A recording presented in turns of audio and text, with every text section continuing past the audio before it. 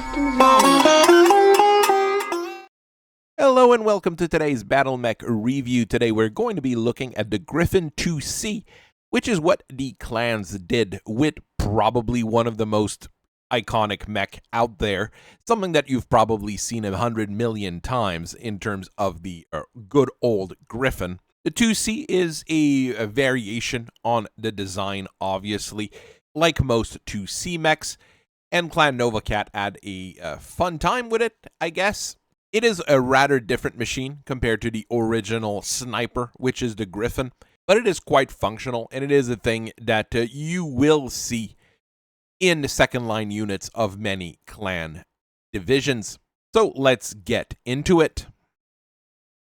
The SLDF in Exile, which would later become the clans, had a significant number of standard machines available to them when they got to what would become later the clan homeworlds. A lot of them were mothballed, a lot of them were put aside because they didn't plan on using mechs to fight, and they were trying to rebuild a new society. But a lot of them were also modified and upgraded over time, especially as, well, the Civil War started over there as well, and then Nicholas Kerensky got his own people out and went back with Operation Klondike to retake the worlds that were falling apart. After a number of them were just upgraded to newer technology, a decent amount of them were turned into what would later be known as 2C machines. You will see a lot of those in documentation. Some of them have brand new names, but most of them end up being just something like the Shadowhawk 2C, the Rifleman 2C, the Warhammer 2C, etc. Of course, the extremely common 275 Mafiosi mechs, the Shadowhawk, the Griffin, and the Wolverine, all got their own redesign with the Shadowhawk 2C, the Griffin 2C, and, well, we won't say Wolverine 2C because they use the term Conjurer instead. The history of the Griffin 2C starts with Philip Drummond, who was Khan of the Novacats twice in his life, which is very weird, but quite fun once you start digging into it. It's a strange story. It includes him actually curing multiple sclerosis. They made a book in Clan Space on overcoming adversity, with Philip Drummond being the figure on it. I'm not sure if that book is still available in Clan Space anymore now that the Novacats defected to the Inner Sphere. Weird kind of situation, but that actual book is actually available in a lot of libraries throughout the Inner Sphere nowadays as well. Philip Drummond is what I would call a generally good dude. The Novacat loved following visions and oracles, and our friend Philip Drummond had a vision of the Griffin 2C during his career, and unlike the people in Clan Goliath Scorpion who have the excuse of being Ion Necrosia, the people in Clan Novacats have those visions generally in dreams or in meditation. Drummond rolled with it and launched the Griffin 2C, which is a frontline mech originally, but nowadays more relegated to support units, second line garrison, and 4 Mechwarriors who have a discerning eye for a medium mech. So let's go over the basics of our Griffin 2C here. The original Griffin was a 60-ton heavy mech, and then the mass production model is the 55-ton 275 Mafiosi that we know and love. The 2C version, however, is on the low end of the medium mech range at 40 tons. The 2C is faster than the original Griffin, using a consolidated 240 fusion to get speeds of up to 97 kilometers per hour or so. And you've got Northrop Starlifter's jump jet that gives you a jump range of 180 meters, which is 30 more than your original Griffin. As a 40-ton mech, it does carry less armor than your base Griffin, but 7 tons of standard ferrofibrous armor give you very good coverage for a mech that size, and you've got an endosteel chassis to save a little bit more weight.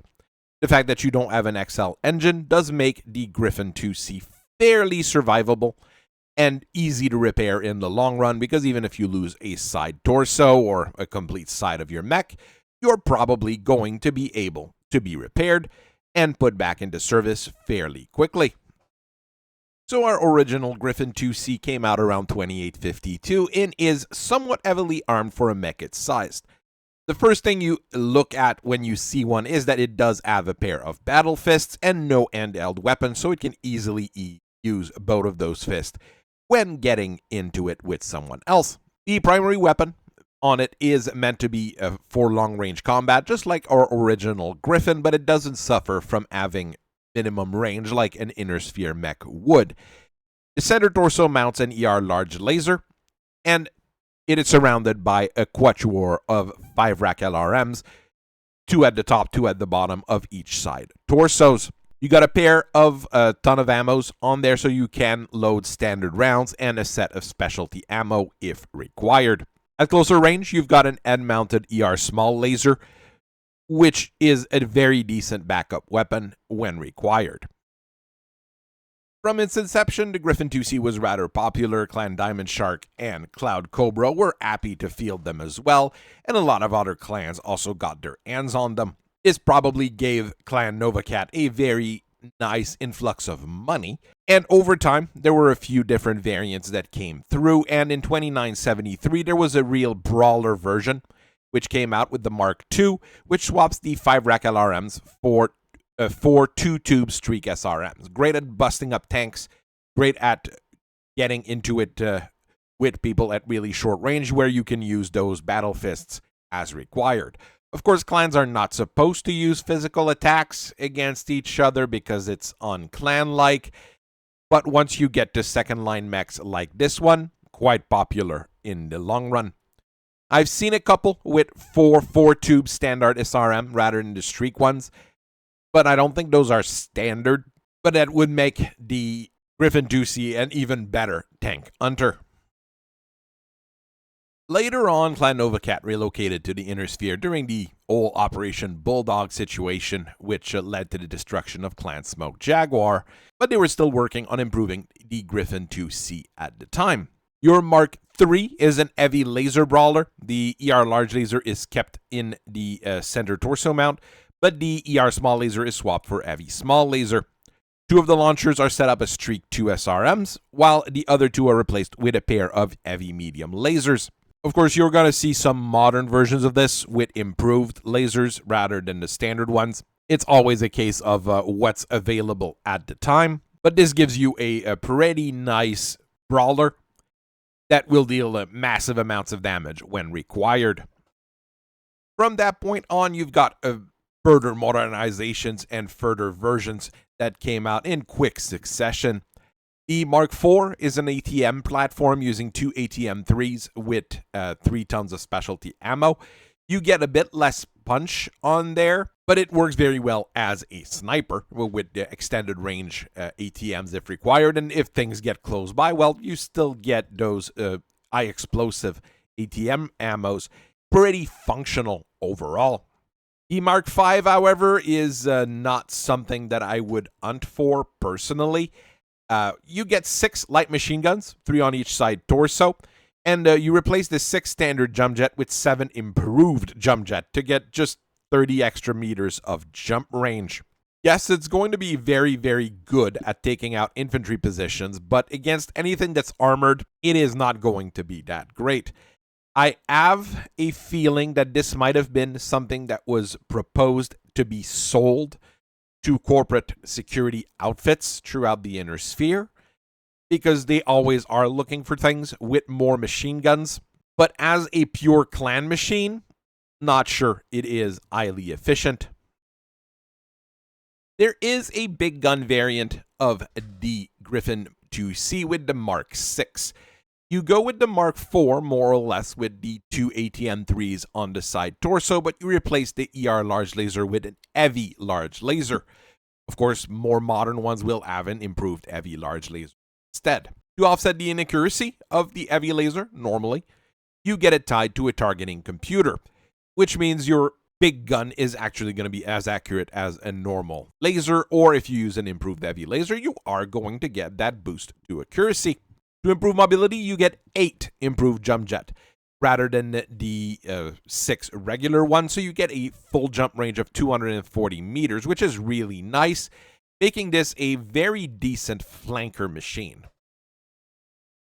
And then we get to something quite funny with a loop around. There is a Mark 7 and a Mark 8 that exist, but I really don't have much details on them, and I've never seen one in the Mech Bay. The one I did see, though, is the Mark 9, which is what happens when the Inner Sphere gets access to a clan production plant and a clan design, but don't have all the necessary parts to keep it going. So the Draconis Combine took over most NovaCat facilities after doing a little bit of Appy Fun Time genocide there, and they started building the Mark 9 using Inner Sphere graded weapons. The ER small laser that's in the head is Inner Sphere graded, and the ER large laser is replaced with a medium X pulse lasers. The shoulder now mount a Thunderbolt 5 missile launcher instead. Thunderbolt missiles are a single missile rather than a volley, so they're very weak to anti-missile systems, but they're quite efficient at giving you a nice one-time punch. Is that a good mech? Probably not. I would prefer to have a regular Griffin IIC than this thing, but in the end, if that's what Clan NovaCat was destroyed for, and that's what we see nowadays with the Griffin IICs, well, maybe that's a blessing in disguise with the mech not going extinct. Our good friends in Ghost Bear Phi Galaxy sent us a bunch of them to repair and refit recently, and I now remember why I love working on the Griffin IIC. It's simple, it's efficient, it's no nonsense. Once you get the techs used to working on them, they're also really easy to repair, and at less than 4.5 million whatever reserve currency you're using, they're also really a bargain.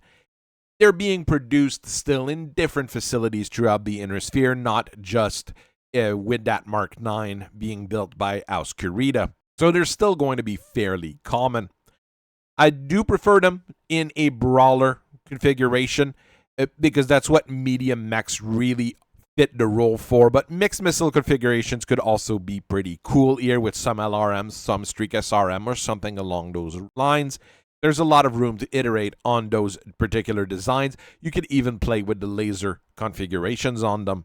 Rumors are floating around of a Griffin IIC Lamb using some advanced technology floating around as well. I've heard of things coming from Terra, along with other fancier refits. I can't wait to see more of the Griffin IIC in the future. So I thank you very much for listening to me for so long. I hope you guys have a very nice rest of your day, and I'll see you guys later. Bye-bye.